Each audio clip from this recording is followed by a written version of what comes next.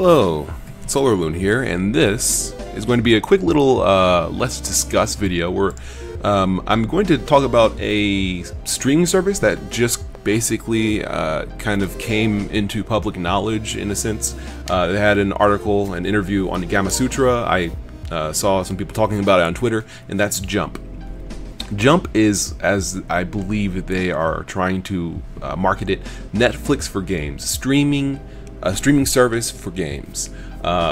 You subscribe to the service, you can play an infinite number of games on the service, and that's the idea. It's not necessarily a bad idea, but I kind of wanted to talk about it a little bit. And the Gamasutra article is pretty interesting in and of itself. It goes into quite a bit of information regarding their strategy, their ideas for the platform, early access, what they plan to do for that, or how it could be improved, or what kind of early access games they would like to see on their service. So that's all well and good, but something that I kind of wanted to talk about was the core idea of basically how they propose to pay the developers who put their games up on the service. And this is found in the article. I'm just taking the text from the article. They say what makes Jump especially interesting is, or the article mentions, what makes Jump especially interesting is its proposed payment model. Devs with games on the service will be paid in proportion to how much time Jump subscribers spend playing their games.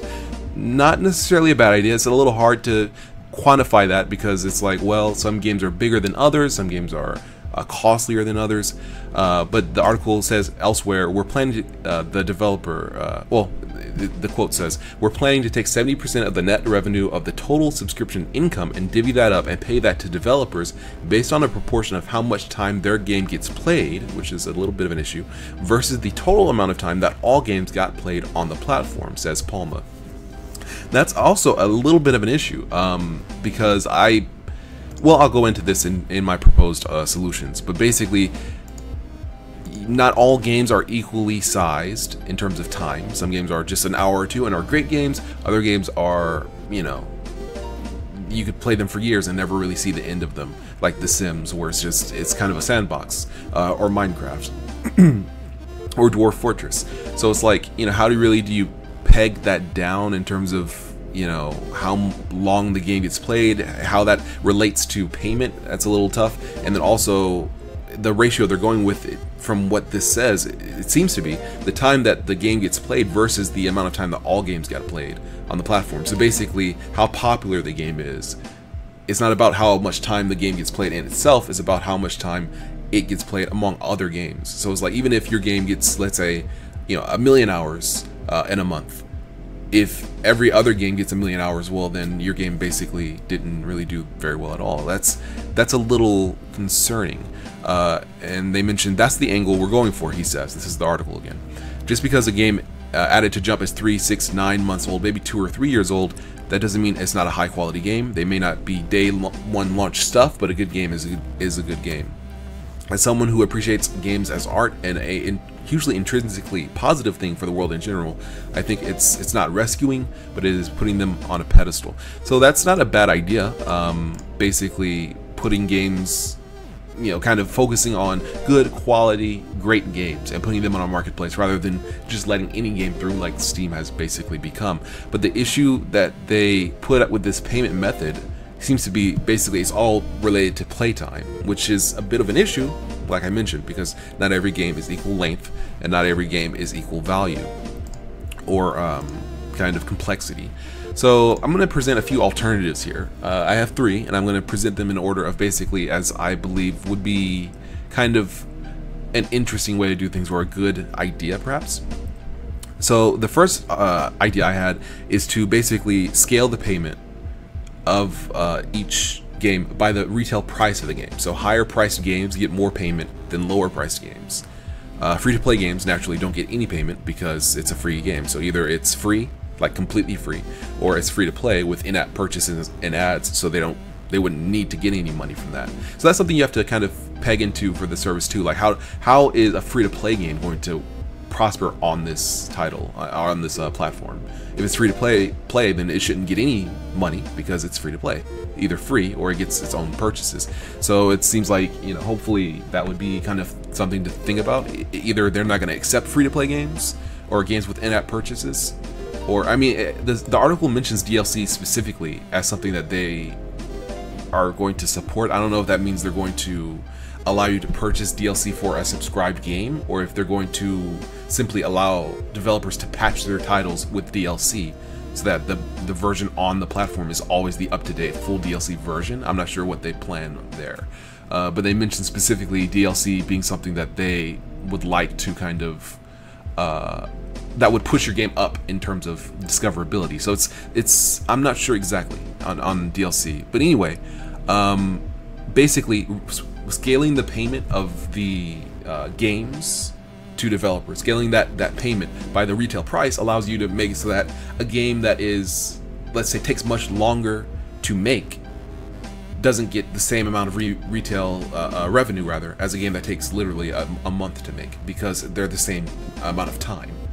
It's like, you know, if it's just about time, then that means that, you know, a $60 game or $2 game can basically be equal on the service, because, well, it's not about how much time it took to make the game. It's not about how you know, good the game is. It's just about how much time is spent playing the game. So if you scale the payment by the retail price, then that means that free games get nothing.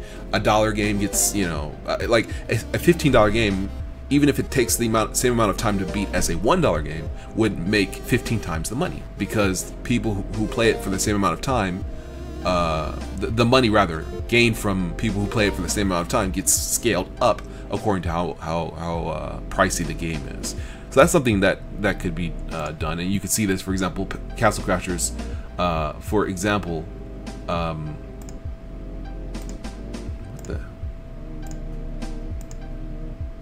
the heck is this?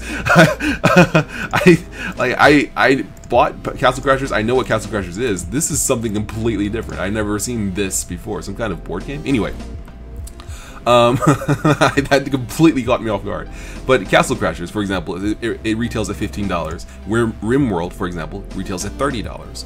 So the amount of time that it takes to beat play RimWorld is much larger than the amount of time that it takes to beat and play Castle Crashers. But at least by scaling it by the dollar, you get a little bit more of a ground level on how much payment and how much revenue each game generates. This isn't, once again, this isn't foolproof. This isn't a great solution, because you know, obviously RimWorld is well, in case you don't know, it's a simulation game. It's very open-ended, very kind of sandboxy.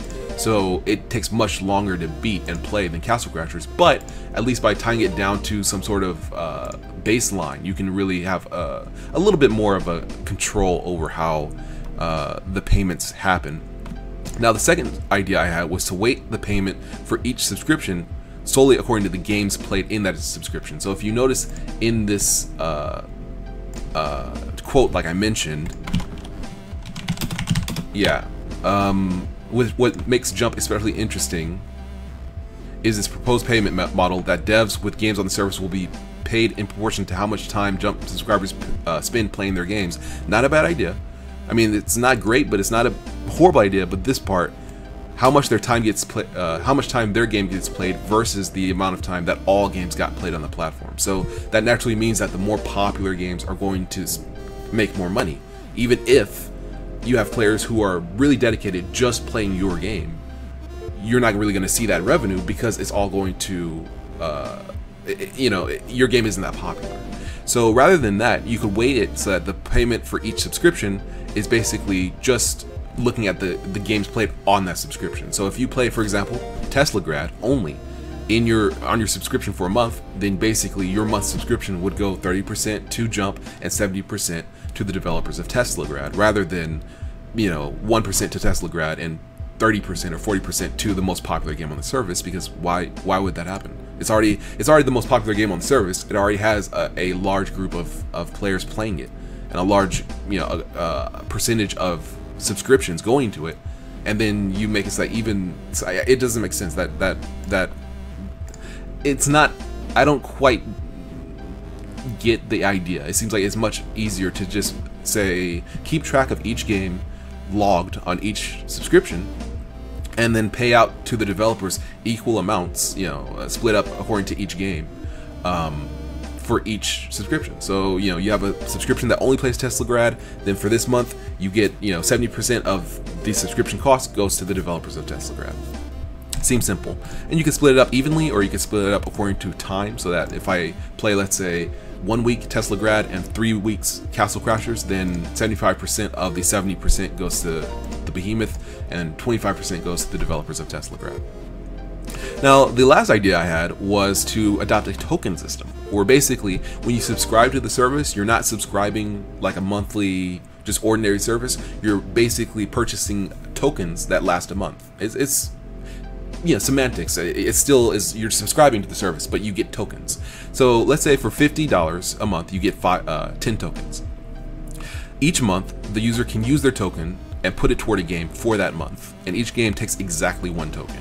Now, the user can take tokens away from a game and put it toward another, but only after at least 1 month. So for example, you have, this is just a visual, metaphor, but you have all the games here. Let's say the center one is Teslagrad. So you say, okay, I have 10 tokens. I'm going to put 1 of them toward Teslagrad. Then when you put it there and you decided to play it, it's locked in. So you can't move this token anymore until February rolls around, the next month rolls around. So once the next month rolls around, you can take it away and put it somewhere else, or you can keep it on Teslagrad. And you have a certain number of tokens. People who pay more can get more tokens. People who pay less can get less tokens. The idea behind this is basically, by having this token system, you can basically exactly state kind of how much money you want to put, or how much, like who is playing what game. So you can say, okay, I only play Teslagrad. I'm gonna put 1 token on Teslagrad, and the other tokens I'm simply not going to use. So out of your $50, $5 essentially goes to Teslagrad. There you go. Now the advantage of this approach of tokens is, while it's a limited number of tokens, so you can't spend your money across every game, you can't, developers can't expect more than a certain amount of revenue from each individual subscriber. The upside is that basically it's a finite amount of resources, and you can expect, it's not like you're going to have someone who plays a game for your game for 5 minutes and you get a penny. It's like, if someone puts a token into your game, that's going to be at least, a certain quantifiable amount of money. In this case, because it's 10 tokens and $50 is $5. So okay, I have 100 subscribers to my game for this month. They all put in a token. That's $500. I get 70% of that, and Jump gets 30. So that's, you could kind of understand it a little bit better rather than having it any other way. And the advantage of this also is that it's a finite thing. It is a token that goes into your game, and it lasts for the entire month. So it's not like, oh, my game is only an hour long, so I'm going to get someone who plays it for an hour, and then that person's going to play something else for 30 hours, and now it's all being mixed up. No, if someone wants to play the game, they put the token in, they have it for the month. So it doesn't really matter if you have a game that lasts an hour or 30 hours. People are going to put in the token, play it, and if they like it well enough and are good enough at it, they're going to beat it. And regardless of how big your game is, more or less, you have a wiggle room when it comes to that month, because if your game's small, they'll beat it the first day. If your game's big, they'll beat it the first half of the month, but you still get the same amount of money, $5. And of course, people can reuse the tokens as time passes. They can say, oh, I want to play that game again, and they can put the token in, or they can put the token on another game, but they can't switch it except until the month it elapses, so that you don't have people just putting 1 token in multiple games, playing it constantly. And the tokens that aren't used don't go away. They're there each month that they're not used. But since this represents money, this represents, in this case, $45 being unused, that money can just be split up among all the developers on the service and Jump. What else would you do with it? So that's my idea, is basically, this is a little bit, it's not a perfect idea, but the advantage of this approach is that it basically makes it so that small games can still make money and still be usable, be marketable, be profitable on a service where it's about time. It's still about time. It's still about, you know, someone who plays your game for 5 months is going to make you more money than someone who plays your game for 1 month, but you can't go any smaller than a single quantifiable month and a single quantifiable currency. You know, a certain amount of money.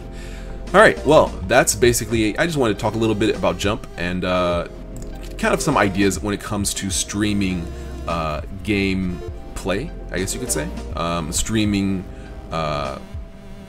you know, the process of playing games and different ideas when it comes to monetization. Alright, well, thank you very much for watching. I've been SolarLune, and yeah, this has been a little bit of a About Jump video. See ya.